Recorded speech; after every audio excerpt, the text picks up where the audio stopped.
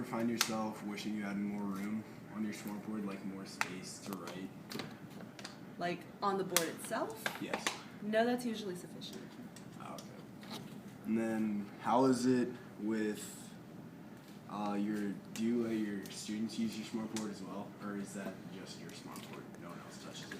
I do sometimes. It depends on the activity that we're doing. If we're collecting data, sometimes I just have students come up and do it or play with things and adjust them. I don't do it most of the time because it's time consuming. Okay. How do you normally use your smartboard on a daily basis for class? All the daily notes that I do are on the smartboard. So anytime I give out a handout, I usually have the same thing on the board. So they can see on their paper exactly what I'm doing and follow along with what I'm doing. Usually at the end of the day, I will take the notes that I've saved on a smartboard file and then save it and then put it up on a blackboard so that students can see it. If they missed something or if students were absent that day, they can go back and refer to that. So that's the Smart Notebook. I also use my computer and I project if I'm doing other activities or if I'm using other software. I use Geometer, Sketchpad, and Fathom a lot for my math classes. And it's good for just being able to show stuff on the board and to move things around. And then you said you don't use a eraser normally. It works just as good if you use your hand. Yeah, the smartboard actually lets you calibrate the different thicknesses that you're using on the board, so you can set it so that when it has something that's relatively thin, it recognizes it as a marker. If it's a little bit thicker, it recognizes it as a finger, so I can use my finger to move stuff around or to scroll.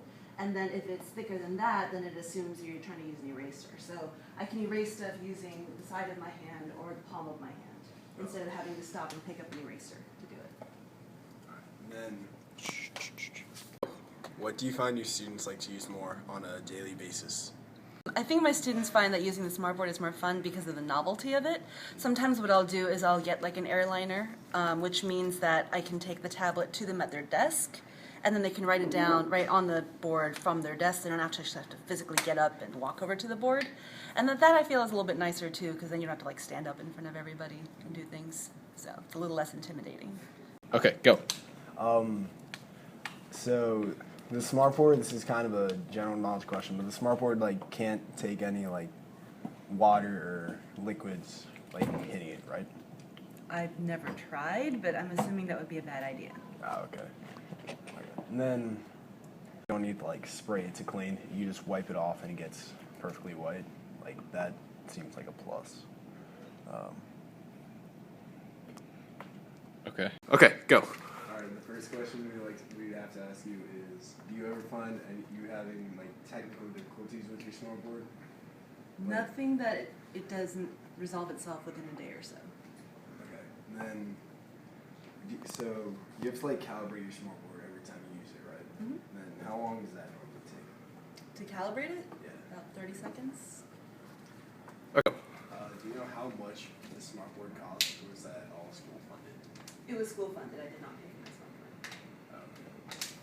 Do you ever use your whiteboard? Or Yes. Is that just for, I'll use the whiteboard. You can probably tell there's still eraser marks on it. what do you normally use your whiteboard for? Anytime I'm doing something that's not easily done on the smartboard, or if I need something to stay up, because on the smartboard you can only see so much at a time, and I'm scrolling. So if I'm on the next page, if I've scrolled down, you can't see something anymore.